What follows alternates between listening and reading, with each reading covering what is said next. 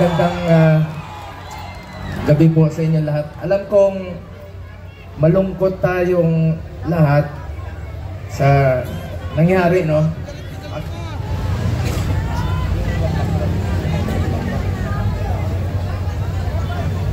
Wala sa akin! Alam nyo, kwento ko lang po sa inyo ang huling balita ko kay Tatay Digong. Matagal kaming magkasama. Alam nyo, higit pa sa tatay ang turing ko sa kanya. 1998, una po akong nanilbihan sa kanya. Hanggang 2022, kahit senador na po ako, sinasamahan ko siya hanggang sa huling araw ng kanyang termino. Sumama po ako hanggang makauwi siya sa bahay niya noong June 30 of 2022. Alam ko yung hirap na niya. Halos hindi na nga makasuot ng medyas. Sinong magme-medyas sa kanya doon?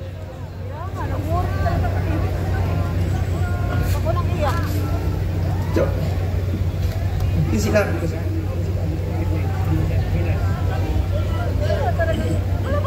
Alam nyo, nakausap ko kaninang madaling araw si Atty. Medaldea pagkatapos ng hearing nila at saka si Ma'am Hanilet. Kaya siya ganon siya magsalita. Dalawang dahilan, maaaring nag-a-adjust sa oras, at ang pinakamasakit sa lahat, yung sinabi sa akin ni Atty. Medaldea na hindi binibigay sa kanya yung gamot niya.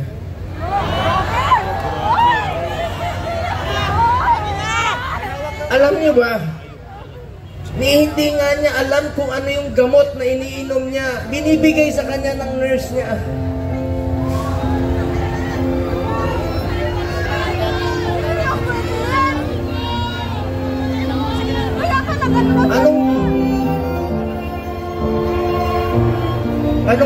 Anong gusto nilang gawin kay Tatay Digong? Kung kaya nilang ipadala si Tatay Digong doon, gawan nyo ng paraan paano siya ibalik dito.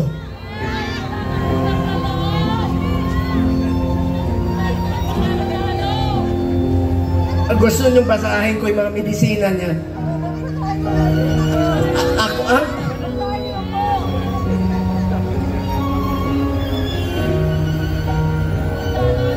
minsan nagte-twitch yung kamay niya, sabi ni Bingbong kahapon.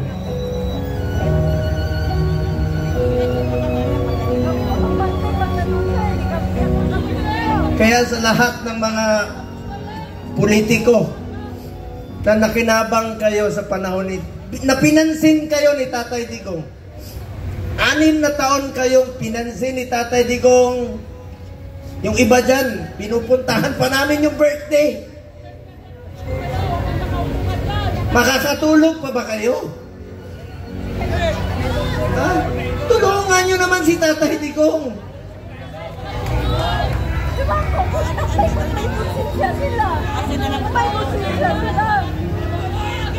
Alam nyo, hindi naman tatakas si Tatay Digong.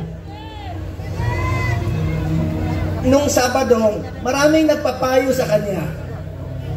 Kami, sinabihan namin, Tatay Digong, pagpaliban mo muna.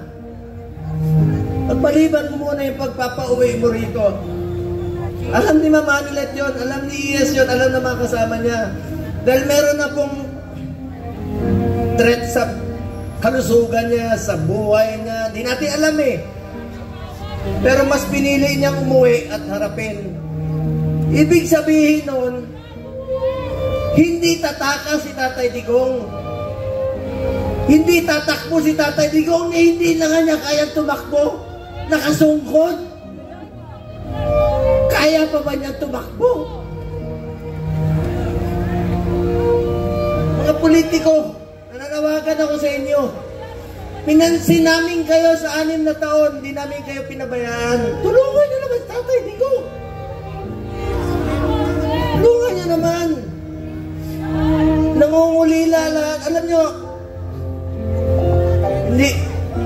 Pagdating niya, ako mismo, meron na akong pass para sunduin kasama ko yung 3 doktor niya.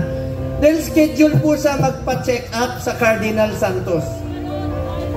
Dahil, bagamat since 2022, di na kami alam niyo, 1998 hanggang 2022, halos araw-araw kami magkasama. 360 days out of 365 days magkasama kami.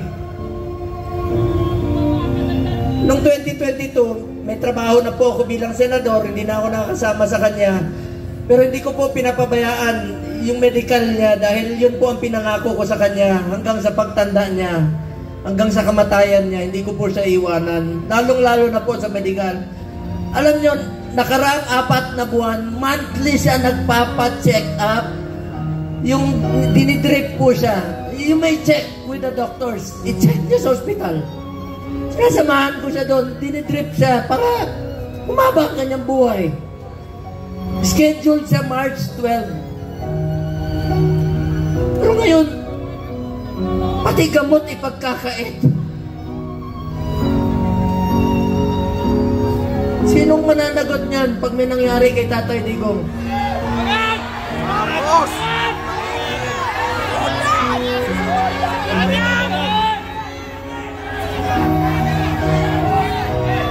February, umpisa nung December, dyan sa Cardinal, sinamahan ko siya. Kasama si Ma'am Hanelet. Enero, bumalik uli kami. Pebrero, bumalik uli kami. March 12 po siya schedule uli para sa pagpapagamot niya. Pero pinagkait nila.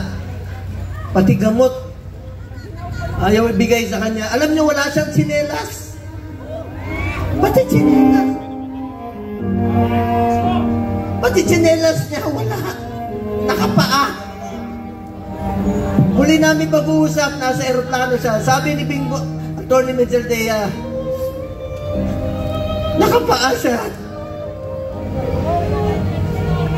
Buti na lang, may nagsuot ng kanyang suot kahapon. Hindi niya kaya. Ang lamig doon. Alam niyo, salamat sa piloto niya. Isang co-pilot doon. Binigay niya yung kalo niya kay Tatay Digong dahil alam nila malamig. Binaba siya sa stretcher, mag-isa siya. Hindi alam ni Atty. Mejeldea saan siya dinala.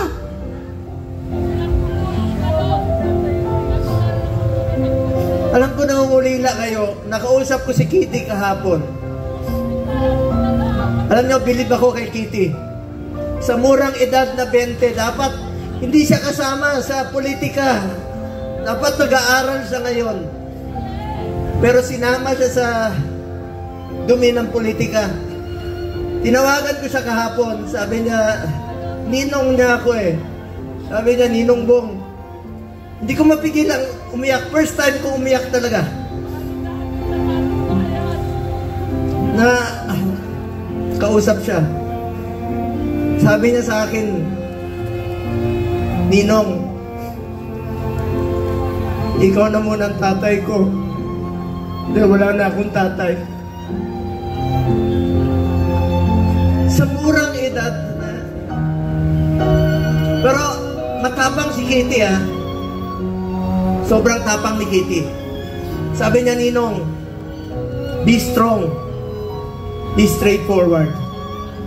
Ito yung panahon na magkaisa ang Pilipino.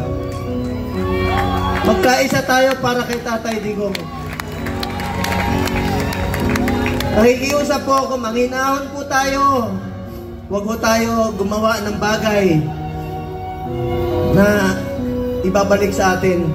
Mga Pilipino, magkaisa po tayo para kay Tatay Digong. Importante muna ang kalusugan, kaligtasan, at kalayaan ni Tatay Digong. Alam ko mga politiko, nakikinig kayo. Konsensya naman kayo. 6 na taon kayong minahal ni Tatay Digong. Pinansin kayo, minahal kayo, pinaglingkuran kayo. Sana naman, huwag nyo na mangayaan. Sabi ko nga, makakatulog pa ba kayo sa gabi? Makikita nyo si Tatay Digong ngayon doon. Sipin nyo, Septembre. 6 na buwan. 6 na buwan. Kakayanin kaya ni Tatay Digong yun? 6 na buwan. Ang pag-aantay niya. Kung tayo nga, maalala ko nung presidente siya, marami kaming pinauwi na OFWs. Sa totoo lang, ako mismo, sa Bahrain, meron isa dyan, na sintensyahan po ng death sentence. Ginawa namin ni Tatay Digong ng paraan, sumulat sa King, sa Saudi. Hanap kami ng mga kaibigan na tumulong sa blood money para makalaya. So, ibig sabihin, Pilipino yan, gusto natin makabalik dito. Gagawin natin ang lahat ng paraan. Ito, bakit baliktad? Bakit tayo pumayag? Bakit sila pumayag na ang taong nagmahal sa atin? Minahal tayo, pinaglingkuran tayo. Sa totoo lang, ayaw naman niyang tumakbo eh. Dahil sa inyo, ginawa niya po yun. Ito bang kabayaran sa ginawa niyang pagsasakripisyo, pagmamahal at paglilingkod para sa bayan?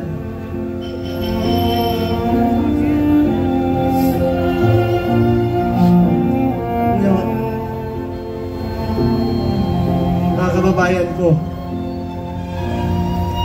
tulungan tayo na ay balik si Tatay Digong dito. Alam ko nangungulila kayo. Alam ko maraming Pilipino halos hindi makatulog. Hindi tayo makatulog. Alam na, marami ako narinig. Yung iba, kahit hindi natin kasama sa politika, marami nagte-text sa akin, hindi nila matanggap na bakit hinayaan, payagan na magkaganon. Ikiusap po ko, alam ko nakikinig naman po kayo. Kung kaya niyong dalahin si Tatay Digong ng ganon kabilis, sana ibalik niyo po dito sa amin. Nangungulila po ang Pilipino.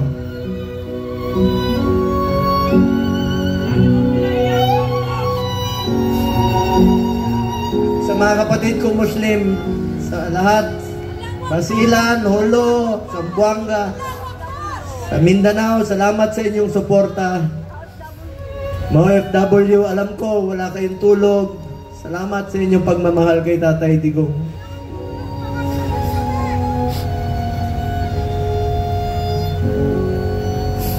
Mga taga-Visayas, alam ko mahal na mahal niyo mga Bisaya. Salamat. Kahit dito sa Luzon, alam ko nangungulila tayo. Dasal po tayo. Please lang, yan lang po ang pakiusap ko sa inyo. Pag sana huwag siya pabayaan ng Panginoon. Ako po'y natatakot. Natatakot sa kanyang kalagayan. Sanay po siya na inaabot sa kanya ang lahat. Damit, pagkain, itong medisina po.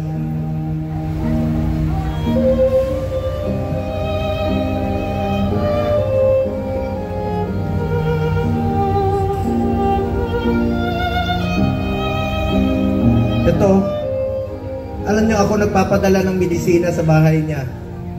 Linggo-linggo yan.